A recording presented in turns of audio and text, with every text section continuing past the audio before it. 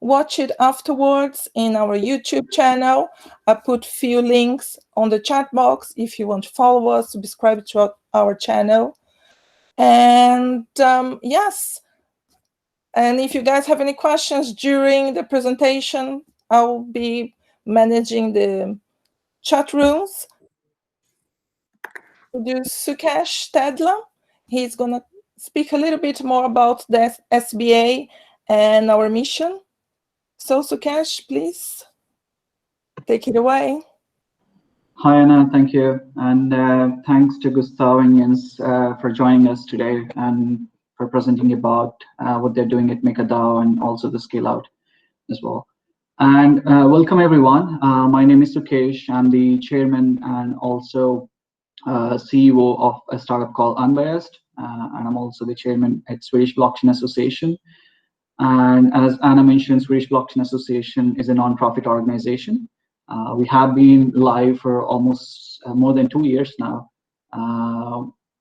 During the last 2 years, we did different events across Sweden, but also we cooperated with many international events in the Nordic region and also in EU region as well. So at SBA, we mainly focus on educating and engaging the blockchain community here in Sweden by organizing these kind of events and also connecting companies and like startups and investors together. That said, we recently launched a platform. It's live on our website, so you can go and register there. If you're a startup, if you're an investor, or if you're a blockchain enthusiast, you can go and register there and join the community and share what you're doing. And also, if you are interested in helping out some other people or companies, just go there and check them out. That said, I would like to welcome Gustav Arentoft. He is a business development manager at MakerDAO Foundation, and I'm really interested to listen more about what MakerDAO is doing and the current hype with the DeFi ecosystem. Welcome, Gustav. All right, thank you a lot, Sukesh, and thank you, Anna, as well for inviting me to come and give a little presentation. So, you know, I could talk about this topic for hours upon hours, but today we have a little bit of a limited time, so I'll jump right into it. I've made a presentation for you here. Please let me know if you can see it currently.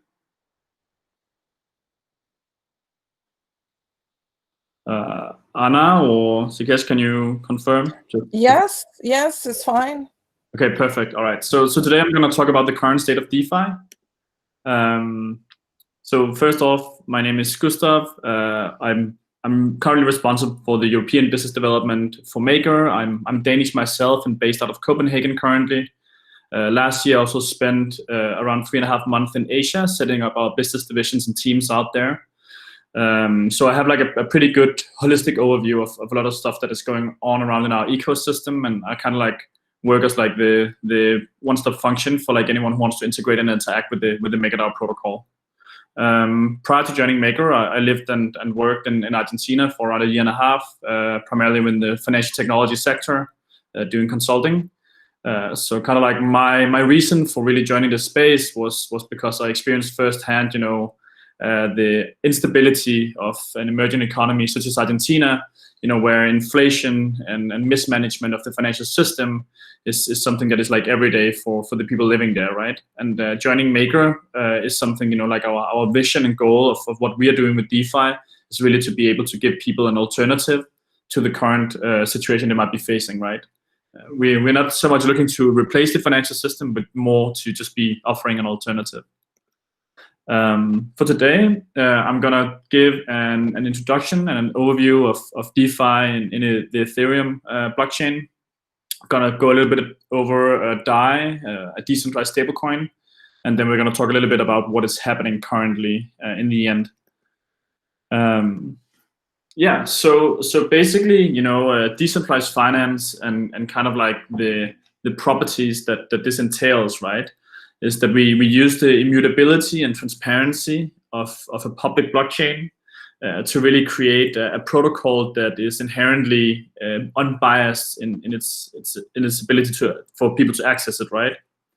If you look at traditional finance, it is often biased against things such as, race, religion, current location or origin. Really dependent on where you were born or where you currently reside, the color of your skin. You might get like vastly different access to traditional finance. And this is really like the main topic that DeFi is tackling, right? We're democratizing the access to financial services. This means that DeFi is open for everyone, everywhere in the world. All you need is internet access and a mobile wallet or wallet on your computer, and then you can really access DeFi, right? So this also means that the places where I personally believe that we need decentralized finance the most is in the emerging economies, where the status quo just is inherently worse than we have in the developed world. However, we're also very aware that like the current DeFi hype and what is happening in Ethereum at the moment makes it quite inaccessible for the people we really want to target, right? Right now, the gas and cost of transactions on Ethereum is incredibly high. So we are, of course, looking like very, very actively into solutions that will potentially be able to solve this. But like in terms of like the properties and like the value proposition of DeFi, if you disconnect kind of like what is happening in Ethereum at the moment and the whole hype, the mission doesn't really change, right? And this is really, like the core principles that we want to be pushing. So yeah, decentralization for us in regards to DeFi and the ecosystem around it is that it's a free and open ecosystem where anyone can participate to build new products, business, and industries. I really, really like the story about the team behind InstaDApp, which was two guys based out of India, two brothers, no college education. They went to a hackathon around 2 years ago, and basically they ended up winning the main prize for creating a very simple arbitrage interface between Maker and Compound. So between Maker, the Maker protocol, and Compound, it was basically a tool to like, okay, is Compound cheaper? Then you could convert your loan or like your financial product there into the Compound setup, or like if Maker was cheaper, you could do it the other way around. So just like a very simple arbitrage. What is cheaper, you can convert it over. And they ended up raising late 2019 around $2 million from top investors in the industry. And they were just, two guys with no connections who just like showed up at a hackathon to build a new product that engaged in this new industry. So that also means that, when I look on the partnership front on my end, I work with companies really all over the world, all the way from, Southeast Asia to Africa, to Europe, to East Asia. We have a lot of traction in South America and in North America as well. So we're really, using the blockchain, you really from day one become like a global company. And that also means that you have global access to users and liquidity. And that is also something that we're seeing right now. If you look at this graph here around, in June, early June, we were around $1 billion locked in decentralized finance. And today, 1st of September, fast forward just like a couple of months, 2.5 months roughly, we had $9 billion in value in DeFi. And of course, we've had some price increases as well, but there's a lot of new liquidity being attracted into these protocols. And this is also like a testament to the fact that you get access to global liquidity, right? So once things start becoming really attractive, you have the ability to scale really, really fast and in quite an unprecedented way. This is the current overview of today of the liquidity in the protocols, right? And you can see that all of the top 10 projects, they have more than $200 million in the protocol. Unfortunately, as you can see in this slide here, it says Aave dominance. It used to say Maker dominance, and today we are just behind Aave, and I hope that we will be able to overtake them later today. So we're just $10 million behind them right now. But you can see that there's a lot of value in these protocols, and it really goes anywhere from like the lending category that we are inside to decentralized exchanges, which is seeing like a massive growth, derivatives like synthetics, where you can issue synthetic assets, asset management like Yearn Finance, and decentralized finance really cover the full spectrum of what you would expect from like a financial services sector. And one thing that is very important here is that all of these protocols here, they are being built without the need for like a eventually, at least, without the need for a centralized counterparty to take care of the actions and the activities happening in them. The kind of the goal for these things is not only to make them unbiased in access, but also make them unbiased in control. So this is like another thing that makes this like incredibly exciting, right? Like the innovation that is happening on these things, that, you know, you're able to go in, you know, on the internet and interact with other people in a decentralized network only based on incentives. I think that is like something that is like super exciting right now. And you know, you'll be able to get you know, capital services without the need for a lot of different things, right? So to kind of like look at like what is happening in Ethereum right now, we have seen like a massive amount of activity increase. And one of the big reasons for this is that we have all of these building blocks. They're often referenced as the money Legos, where, you know, you can build new protocols and products using these different services. So for example, like you would have all the way in the bottom, like the technology layer, you would have Ethereum. Maker is then the finance and stability layer.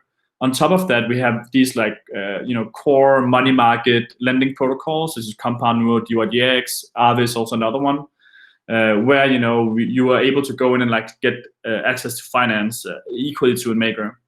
And then we have like the application layer, where we see things such as, you know, the decentralized exchanges, you have, you know, prediction markets, you have automated investment services, derivatives, and synthetics.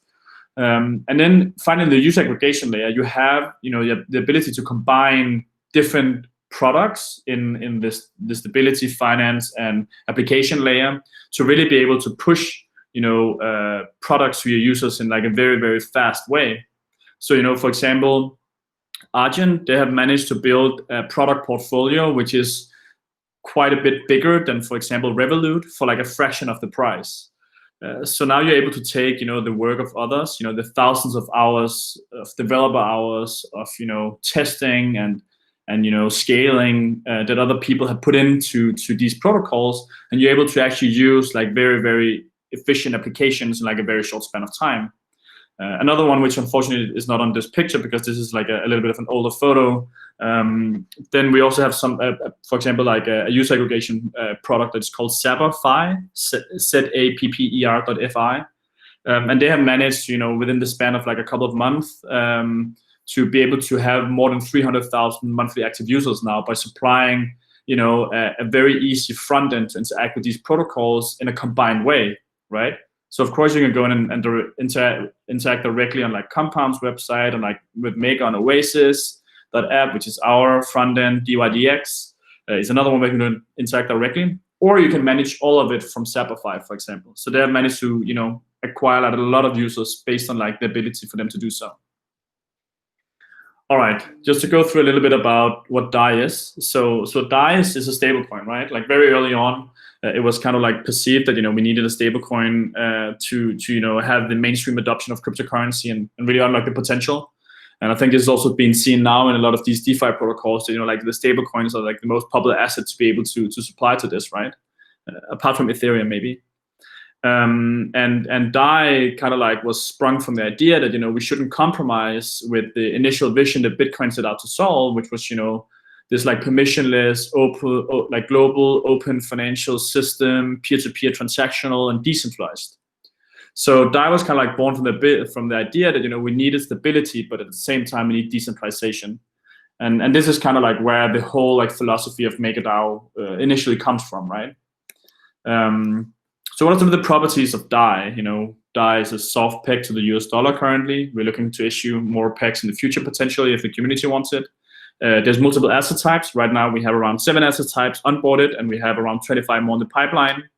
We have a natural savings rate in DAI. Currently it's turned off because of the massive DAI demand we're already experiencing. And then DAI is a project, and Maker is a project that, you know, since the white paper has been looking to expand beyond just crypto. Because as you can see in this other photo here, crypto has this like massive volatility inside of it. And when it's positive, it can be very beneficial for the projects, but once it starts going down, it can be very difficult for the projects. So the foundation has always had this like idea and perception that, you know, getting a diversified portfolio of not only crypto collateral, but also having what we call real world assets is something that is like very important for DAI to really be able to scale beyond crypto and tackle the use case that we really want to tackle the most, right? Which is exactly, going in and helping these people in these emerging markets. Maker is completely open and transparent. You can at any moment go in and check the state of the system. I would recommend using daistats.com, for example. We've also been practicing DAO-based governance since 2017 when we launched single collateral DAI, and has been one of the projects with the most on-chain governance decisions taken. We have quite an active governance community, and you can look at this at for example, forum.makerdao.com. And our vision, is to really bring scalability to DeFi. This statement might be a little bit outdated because, a lot of people think that scalability is already coming to DeFi. But we still believe that like the overall mission is much larger than what we're looking at right now. One of the things that, the team that I'm working on has been focusing on a lot is the business development actions of the Maker Foundation. So, basically how can we get the biggest ecosystem around Maker as possible? So right now we have more than 800 live integrations that have gone through the foundation. So we interact with our partners all over the world, and really trying to help people be able to improve their businesses and increase the potential that they have for new solutions by using Maker and using DAI. This is also something that over time we've always had like a pretty decent growth in the amount of transactions on the blockchain with DAI and single collateral DAI. Which was our old version of DAI. But as you can see here lately in the last couple of months, it's really exploded. And this is also, of course, like quite largely due to the DeFi boom. But even beforehand, we're seeing like quite a big increase. And this is, some of the stuff that is, like the increasing popularity of DAI is something that we work quite a bit on. All right, I'm just gonna spend like a couple of minutes talking about a lot of the crazy things that are happening in DeFi right now. So we saw synthetics really pioneering what is back then wasn't even known as yield farming, but was known as like inflationary rewards or distribution of your governance token or utility token to the protocol users, right? Compound then took kind of like the initial concept and put it into what was then being known as yield farming. So basically, you would distribute token rewards of your native token to the users of your protocol. Since then, we have seen a lot of activity happening around it, using a lot of meme language. So Yam was the first one of these supermarket or like one of the first of these supermarket food memes. And since then, we have seen shrimp finance, taco finance, spaghetti.money, ham finance, and so on. And of course, we have YFI as well, which is probably like the biggest success of like a newcomer to the DeFi scene we will see in a long, long time. But basically, right now there's a lot of these experimental things going on, which is also what you're seeing clocking the Ethereum blockchain quite a bit. There's very, very high returns on some of these protocols, but it also, of course, comes associated with a lot of risk since they are not battle tested at all, and a lot of them comes out unaudited, which we also saw with Yam, who after having people farming it for I think it was 5 days, discovered a bug, not in the staking or farming contract, but in the rebase model that they're using as they're like an elastic supply stablecoin. So I mean, I don't want to recommend anything in regards to what is happening right now, but if you are interested in this stuff, please take caution. But it's certainly something that is, has been driving a lot of interest. And like leaving it kind of like with that statement, these protocols here also, of course, makes it quite inaccessible for normal people to use Ethereum. Earlier today, I had to do a smart contract transaction. Quite complicated one, but it's still bonged out with almost costing me 2 ETH. So it cost me around $900 to do a single transaction. And this is, of course, something that is, not sustainable at all and makes it very inaccessible for normal people. And this is kind of like a problem. So if we go back to, what DeFi, kind of like sent out to do and solve is really to unlock the power of the blockchain to create economic empowerment. And I'm really looking forward to the day that we, again, can start targeting some of the markets that, is quite close to me and also quite close in the value proposition of Maker, to really try to reach this economic empowerment and create this alternative to the traditional financial system. All right. Thank you very much. If you guys want to reach out to me, you can reach out to me on LinkedIn at Gustav Arentoft. You can shoot me an email at gustav@makerdao.com, or you can follow me on Twitter and shoot me a message there. I think I should be having 5 minutes for questions now, right? Yeah. So thank you, Gustav. That was a really great overview about DAI and DeFi. I have a very good question here from Anastasia. She wants to know about the main current risks for DeFi. So what are the biggest problems and their possible solutions? I know it's a very broad question, but... So I think just to focus on one thing right now, because that's a lot of the stuff that we see. Of course, yeah. So right now, a lot of these new protocols springing out and coming and popping up every other day, right? They're they're not battle tested, right? They use open source software that has been battle tested, but there's still changes and feature implementations in a lot of them. So I think eventually, I believe eventually we're gonna see some kind of problem arise around the security of one of these protocols. We've already seen it happen with YAM. I mean, fortunately, speculators got their hands burned, but people didn't really lose money per se, unless they bought it in speculation. But I think right now we're seeing some risk with some of these new models popping out, that they obtain incredible amounts of liquidity and incredible amounts of capital in a very, very short time frame, without necessarily having a lot of audits or battle testing done. Well, I have a couple more questions here. I'm going to ask them kind of together. So is privacy important for DeFi? Is a question from Henrik. And Marco is asking, what do you do to avoid a cascade effect in case some of the protocols using DAI went down? So, I mean, is privacy important for DeFi? I mean, I think in general, privacy is important, right? But I mean, using the public blockchains, having, publicly verifiable transactions is probably on an equal pair. So, I mean, I think for what's happening right now, I think that the complete transparency and publicity of what is happening is more important. But I believe in some cases, I think privacy is very important, right? So if you look at, for example, CBDCs, central bank digital currencies, this is a field where I believe privacy for the individual user is incredibly important. So if you start doing DeFi with some of those, right, and it's on a private ledger or something, I mean, you probably wouldn't even call it DeFi, but I think that's a case where government control could be exercised in an unprecedented way. So I think it really depends on which aspects of DeFi you're talking about, but yeah, I think it's important, but on the protocol level, you always want transparency, right? And what we do to avoid a cascade effect.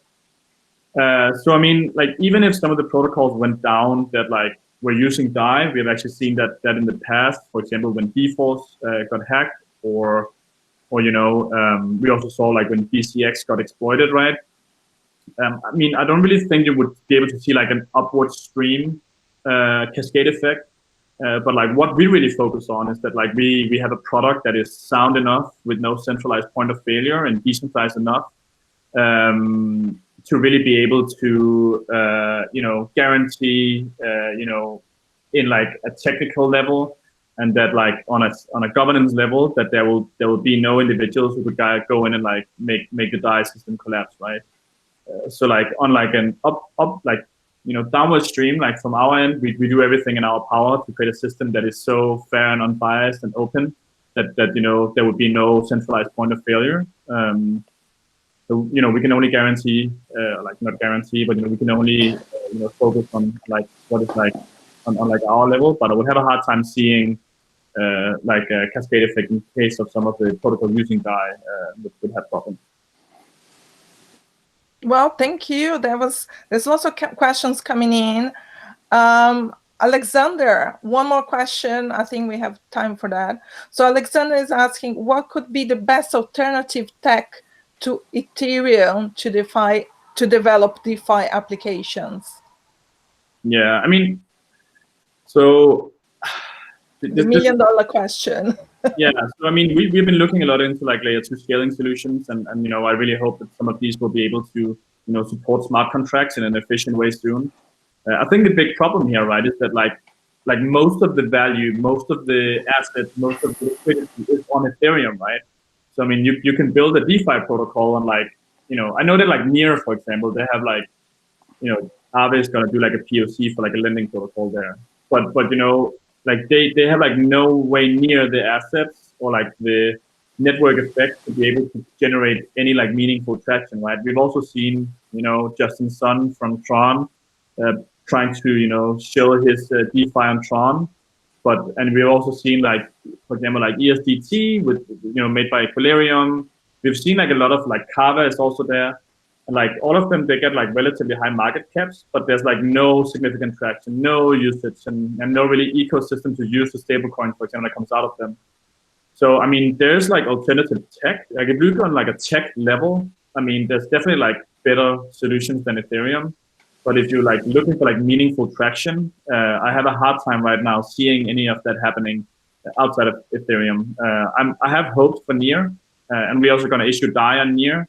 We just got DAI on Clayton as well, which is a Korean blockchain made by Kakao. But yeah, I think that you know, there's a long way to go for them. Mm-hmm. Well, thanks, Gustav. It's a very good question. Sukesh, do you have a question, or shall we move on? I saw you had a question in the chat. Well, I think we can move on. Yeah. So thanks again, Gustav. It was so great to know more about DAI and MakerDAO. So yeah. So now we're going to move on to Jens Frid, our second speaker of the day. He's got a very interesting topic to talk about. It's called Money Games, how Ethereum composability is pushing innovation in decentralized finance. So Jens, the stage is yours. Okay, thank you. So can everyone hear me, and can everyone now see my share? Let's see. Grab this one and go there. Yes, I can see the presentation. You can see it and you can hear me. Good. Okay. Good. Yeah. So I actually changed the subtitle to the side effects of DeFi composability instead of the other one that you said, but same thing, more or less. So in this presentation, I will talk about money games and the side effects of composability in DeFi. And I saw this funny tweet the other day, and apparently the US dollar has its own Twitter account. And it kind of captures what's going on both in the central banking world and in the crypto world with a lot of money printing going on. But so quickly about me. First, I want to say hello and thanks to Swedish Blockchain Association for inviting me. Great to be here. And my name is Jens, and I'm one of the founders of a company called Scaleout. And we're building a solution for federated machine learning and decentralized AI. And in federated learning, you kind of distribute the machine learning to where the data is, instead of pooling all the data to a central location, which is the common practice when training machine learning models. And this has some positive side effects. For example, you'll be able to maintain the data privacy because the data owner never loses control of the data. And this in turn also opens up for new ways to collaborate in AI while keeping your data secure. We are currently sponsored by both Vinnova and under the EU program Horizon 2020 to explore potential benefits of using our federated learning solution in combination with blockchain technology and smart contract. So, and at Scaleout, I'm working on business development and marketing. I'm from Sweden and live in Stockholm, and I have been working in startups for a few years, both in blockchain and fintech. And before startups, I worked at the Fortune 500 company with communications and marketing. And I'm also involved in the the Stockholm Fintech Week, which is an event, yearly event in January, February. So this is my checklist for this talk. The intro covered already, and then I'll talk a little bit about use cases for DeFi and about composability, hopefully building on what Gustav talked about. And then I'll be covering the how this composability is used for money games, and also dig a little bit deeper in this yield farming thing, and also about the side effects of these money Legos. And then if we have time, then I'll spend a moment on how money hackers with the cause are working on various projects that are kind of interesting. But so let's start with where's the action. So the concept of money and transaction changed completely with the introduction of cryptocurrencies, and because since it's programmable money, and the logical continuation of cryptocurrencies is the emergence that we are experiencing now with an independent financial system, and this is what we call DeFi at the moment. So, and the true value of DeFi is the concept of composability, or money Legos, as it often called. And this was what we saw from Gustav's presentation about the stack, Ethereum stack, where they have these different layers when you can use various pieces and combine into new applications or solving problems with those pieces. Now, so I would say that the three major use cases for DeFi currently is trading, of course, and there you have Uniswap, Kyber, DOI, DX, 1inch, etc. And then it's used for taking on leverage, for example, using Maker and borrowing there, or DY, DX and margin trading. And then also to get exposure to synthetic assets, like you can do with synthetics. And all these three activities account for most of the activity within DeFi. So, yeah, a little bit of the growth there. And here's another interesting picture, I think. This was posted by an investment firm. And I think it describes quite good what's going on in the DeFi ecosystem. You see both how composability has allowed for these crossovers between categories, like, for example, with curve finance, bridging both the liquidity pool area and also DEX trading, and the balancer, where you have asset management and also liquidity pools. And then you also get a sense of kind of how the interconnection of these three major areas or use cases, like collateralized derivatives, DEXs, and liquidity pools, how it kind of accelerates DeFi overall. And then on top of that, you have assets migrating to Ethereum. And this is one example with Bitcoin called wrapped Bitcoin. And this leads to more liquidity for DeFi protocols. And because of the composability, the liquidity and assets are shared across all protocols. And that creates kind of a natural momentum in the system. And here, yeah, and the reasoning behind wrapping or tokenizing Bitcoin is, of course, to then enable that to be bought, hold, and traded within the Ethereum ecosystem. And here's MakerDAO founder also commenting on this fact and one significant event where a lot of wrapped Bitcoin was transacted. So, and on top of all of this, the liquidity mining frenzy also accelerates the liquidity growth within DeFi. And this brings us to yield farming, where I thought I should spend just a moment to kind of go through that in a little bit more depth, so that we understand kind of why it's what it is doing to the DeFi ecosystem. So this is liquidity mining is basically a way to incentivize or to attract liquidity, and it's a part of DeFi where that allows you to earn yield using various DeFi apps or wallets or protocols.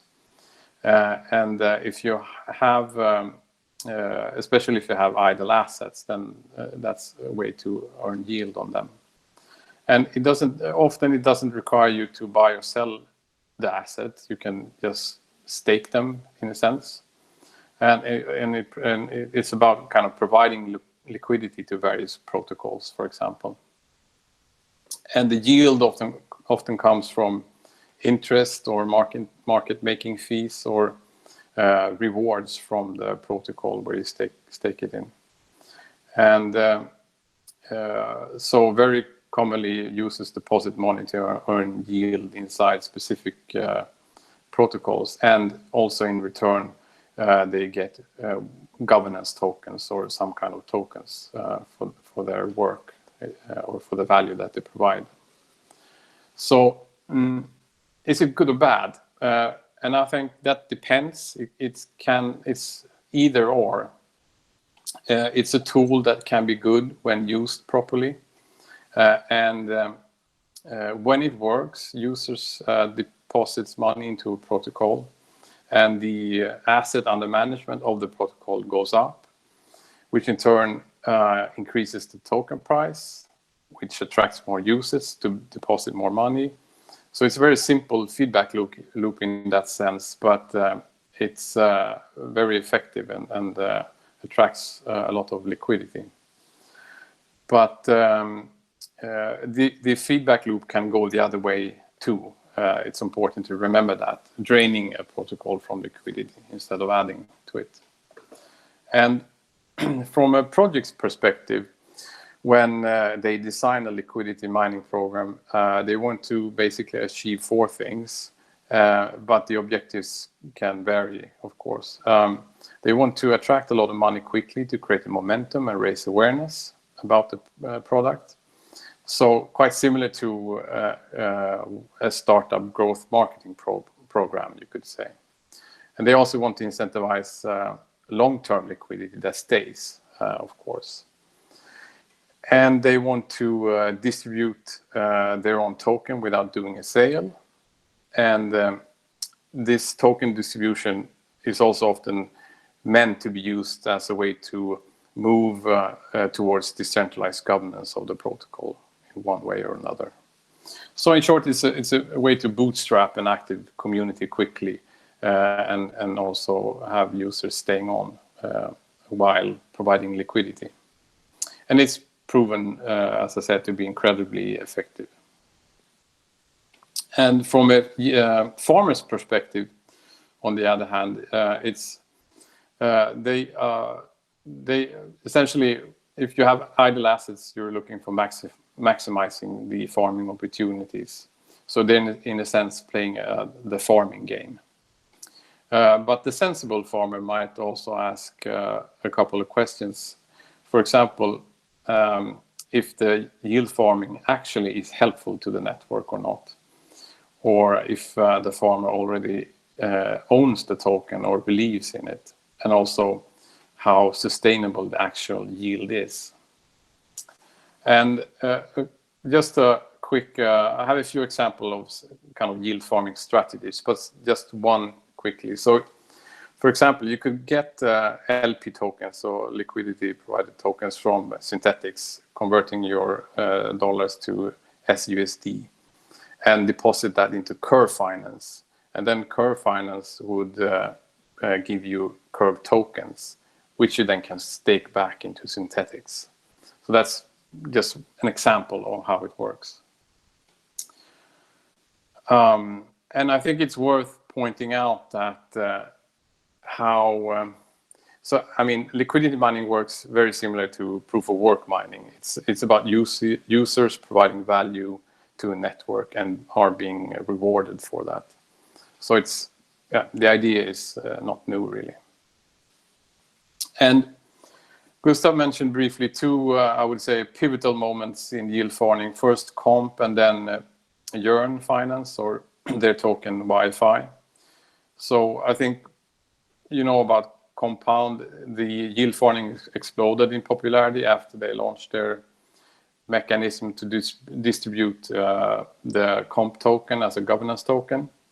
And the users received that when they borrowed or lent money into the protocol. And then there were several schemes on how you could maximize your kind of Comp reward, with InstaDApp being one of them. And I think so. Very quickly, I think it was over $5 billion flooded into DeFi because of this Comp yield farming mechanism, and it impacted the total value locked significantly. Yeah, which can be seen in this graph.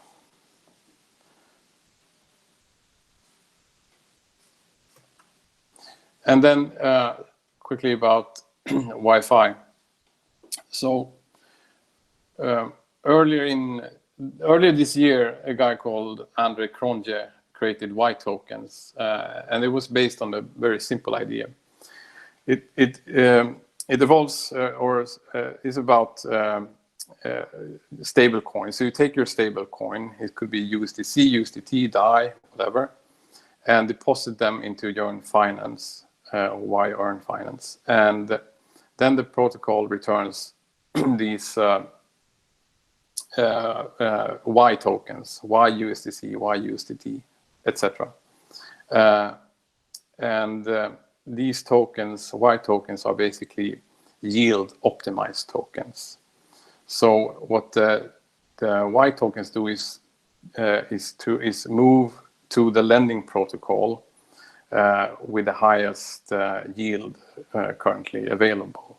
So it can, shift between Comp and Aave, etc., and then optimizing your yield in a sense. So in simple terms, you could call it a money bot or algorithm that invests your dollars optimizing for yield.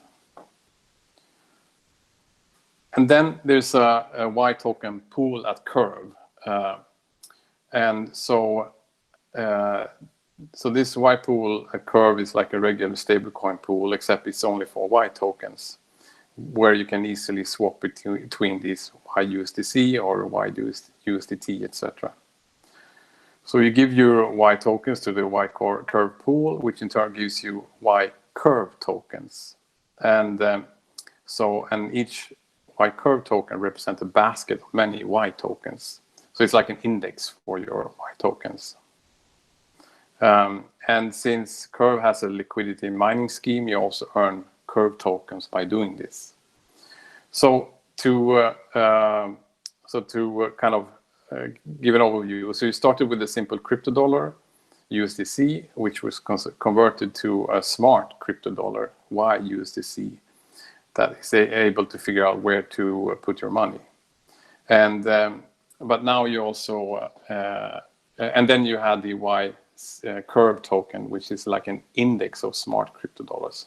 So you see, like this became very popular very quickly, and but this is also kind of the most basic functionality of Yearn Finance. He continued to build a lot of stuff after that.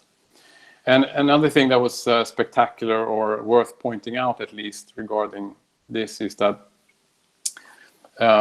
Wi-Fi had a fair launch in that sense that in the beginning you couldn't buy Wi-Fi tokens. There were no investors, and the founder didn't hold any Wi-Fis. He just mined along with everyone else. And also this token is a governance token, basically. So it's a way to let the community share ownership of the protocol. So yeah, yield farming is about maximizing yield, and Wi-Fi took it to another level, basically. But then you have other projects that just want to hack money and create money games. And we talked, or Gustav mentioned one of them, which was very successful in the beginning, the YAM token. And so what YAM did was kind of took inspiration from various protocols, including Wi-Fi, and it was launched in the similar manner, but used several of these money Legos, so to speak, to create the token. For example, it uses parts from Ampleforth, which is a stable coin, for its rebasing mechanism, and it has the compound governance module, etc. So, but again, YAM in itself has zero value. And what they offered was the possibility for users to stake in different liquidity pools to earn YAM. But it also had one extra feature, and that was a portion of each supply expansion was used to buy Y-Curve, high yield stablecoin from the Curve platform. And that created yield, which then was added to the YAM treasury, which was in turn controlled by the YAM community governance. So that added kind of a treasury or added feature to the protocol. But they had a bug in the smart contract, so the project stopped. And but the very faithful YAM community is now working very hard to release version 2. So we will see what happens to that. And I think they had over $750 million value locked at its peak. Then the derivatives, all of them very similar to YAM, but with tweaks, I would say. Ham tried to improve on YAM, changing the farming and the governing a little bit. Spaghetti Money, they had as a part of every transaction was burned, and that kind of put pressure on the token price. And Shrimp Finance was also a YAM fork, but they had no rebase. And Porkchop is another one, and they call themselves a hyper deflationary burn to earn rewards game. So when you buy, 1% is burnt and 1% is sent to a random top 100 wallet. And this deflation also puts pressure on the token supply, making it more scarce. And then there were some hype around Tendies, so the Tend token. And the same thing here. They trying to reduce supply, making it more valuable, making it more scarce, and also have this reward scheme going on. And then another protocol-based money, a DeFi game of chicken, decide to shake out weak hands, as they call themselves. And again, it's a rebasing protocol similar to Ampleforth, and also copying the fair launch idea from Yearn, Yearn. And here's another one. I think this is perhaps the latest in the food coin saga, Sushi Swap. So farmers earn sushi governance token for staking the Uniswap tokens on popular assets. So in a sense, similar to YAM. And also no utility. The token has no utility currently, but maybe there will be trading fees going to owners later on. But the master plan from them is around taking liquidity staked in their interface and migrate it to their own native exchange that they're planning to launch.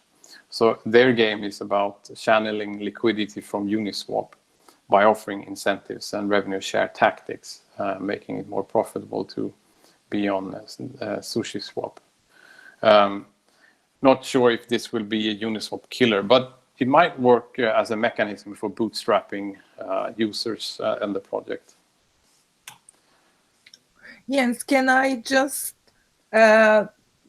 say a reminder? We have a couple minutes more. I know some people have to leave at 5.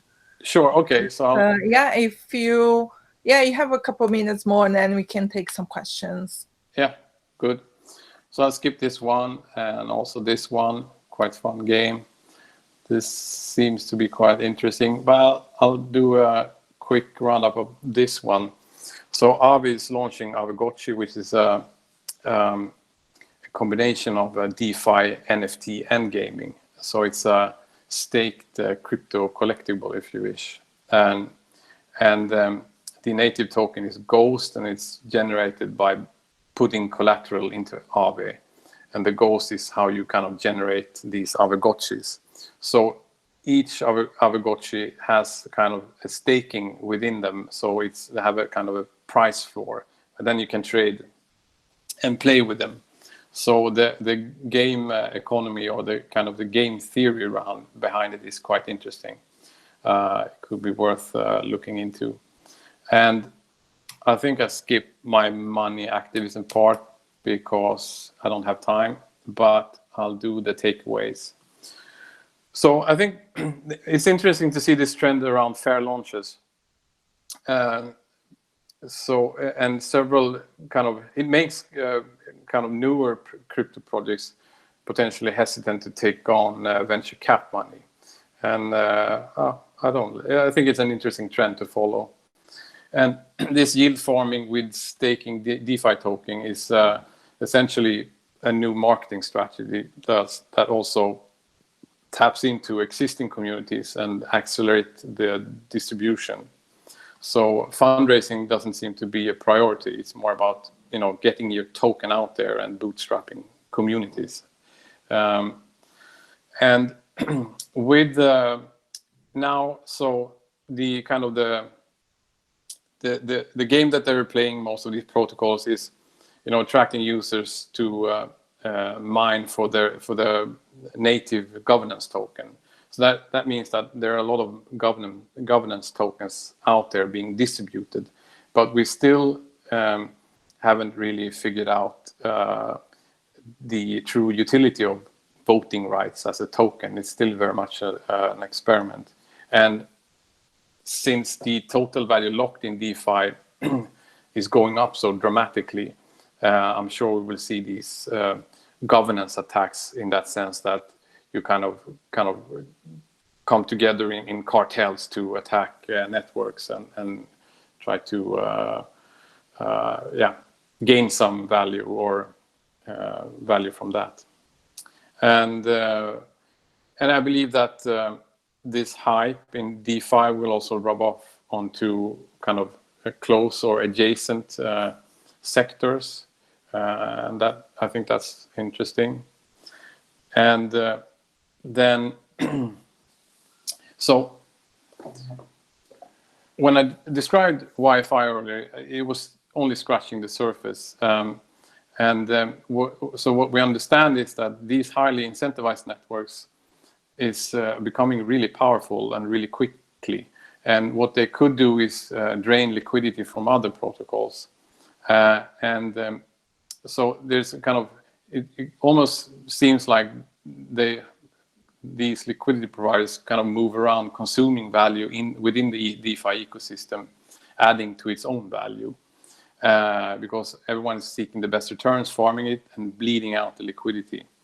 And so that and that's for the Wi-Fi market. That's good because that puts a constant buy pressure on that token, but it might become a monster that's not stoppable until it has consumed everything. That's the kind of takeaway. And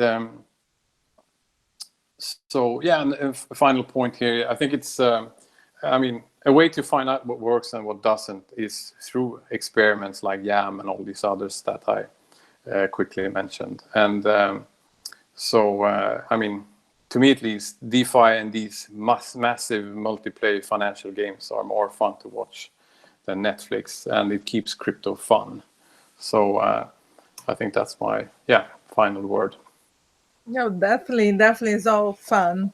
And I have a very good question, and it came in right when you were talking about YAM. So someone is asking, how can we avoid scams?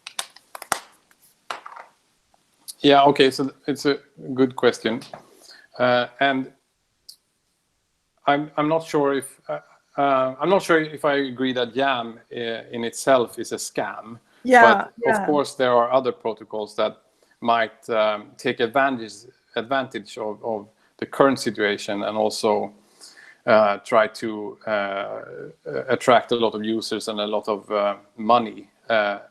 In other words, a scam. But yeah, I mean, the more money that flows into this, the more people will be watching it. So, and that in itself can potentially be a way to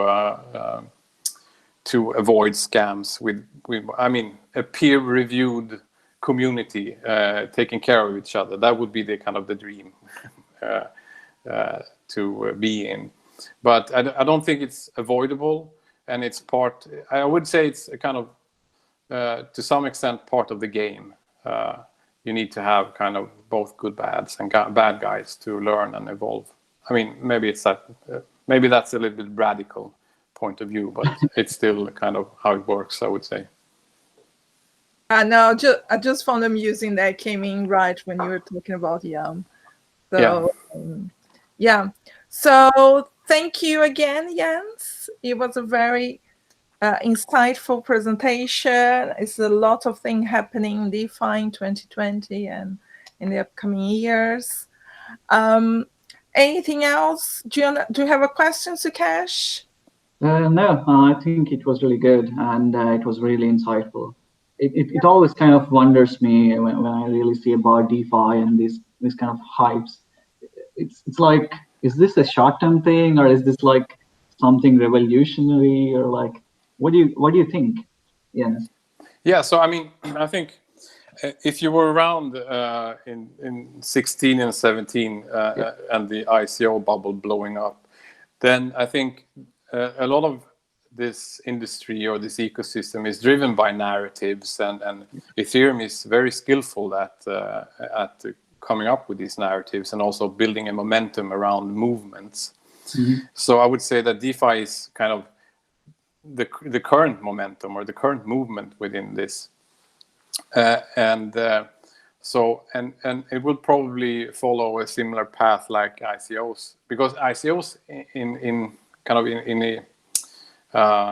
itself is a really good idea. I mean, trying to distribute financing across many, across a community more or less. But then it became VC driven, and you had all the scams, etc. So, and I think what DeFi does is, learning a little bit from ICOs, adding some new stuff, and see how that works, and hopefully that on the other end of this, there will be kind of new best practices and new tools and new learnings that can create a new platform to continue from. So hype, yes, but that's the way you attract users and money and developers, more or less. So it's part of the marketing, if you say, Yeah, absolutely. And really thank you for insightful presentation, and same for Gustav as well, for sharing about MakerDAO and what they're doing at MakerDAO. That said, I thank everyone for joining in today, and thanks once again, Jens and Gustav, for presenting about your topics. And yeah, have a nice evening. Thanks, everyone. Thanks, Sukesh and Jens and Thank Gustav you. and everybody that came in and stayed to the end. And I'll be sharing this video, the recording of today's webinar, on our YouTube channel. So please subscribe. So next ones, we hopefully, if you reach 100 subscribers, we're going to do a live stream. But let's see. Yeah. So thank you and have a nice week. Thank you. Take care.